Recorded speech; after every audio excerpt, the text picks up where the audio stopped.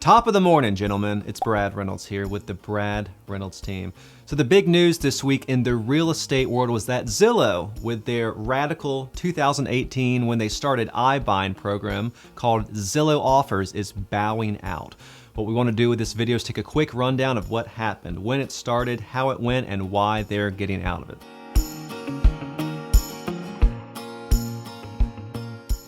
So let's break it all down for you. In recent years, big-time players, Zillow, Redfin, Trulia, Opendoor, etc., have come into the market and started buying real estate direct from consumers. A consumer could go online, make a request for Zillow to come out, see the property, make an offer, and close. Convenience, convenience, convenience. It's a big reason it worked. Typically, Zillow would overpay and sellers would be happy on the purchase price, but what happened was these guys are making their money on fees, typically 10%. Now the 10% may be worth it to someone for no showings, no people, no open houses, etc. But they didn't look at that net sheet, that bottom line. So what's happened the last few years is they went out and bought billions worth of real estate, Zillow did. Let's focus on that for a minute. But it didn't work. On their most recent quarterly call for earnings on November 2nd, they disclosed that they've lost $380 million flipping these homes, an average of $80,000 per house. Truly, truly stunning.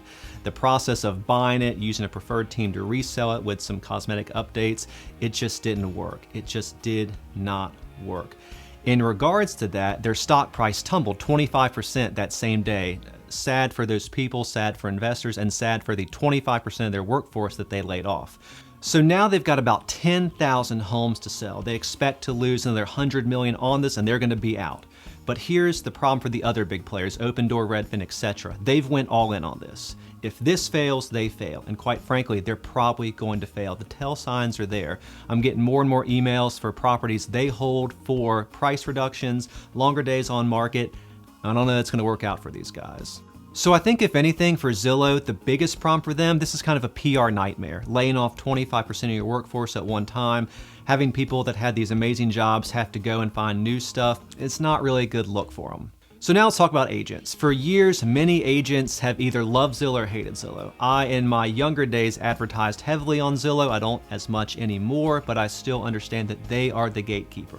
Conversely, there's a whole crowd out there of agents who hate Zillow with a passion, who promise to never give them a dollar, but on the whole, these people have gotten left behind. They're the gatekeeper. If you don't give them money, someone else will. Someone else is gonna get those leads, and ultimately someone else is gonna work those leads and sell those listings and make a new client. So remember, in spite of this massive, massive loss, honestly, they're not going anywhere. So if you're on the fence about them, you probably should get in the boat. So when you look at the iBuying market locally, I think we've only got a market of probably 400 to 500 homes total owned by all these people together.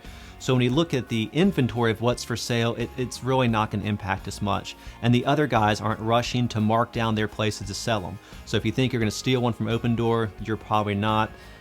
Just know that going into it if you're going to look at one of their places. Lastly, this is for agents, a big time agent shout out.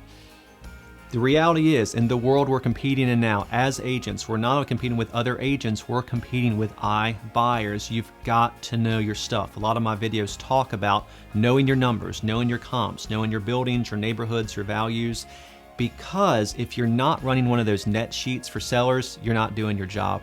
So many sellers I work with say, well, I was talking to another agent before, they didn't even run me one of these net sheets. It's so important to let them know what their bottom line is gonna be.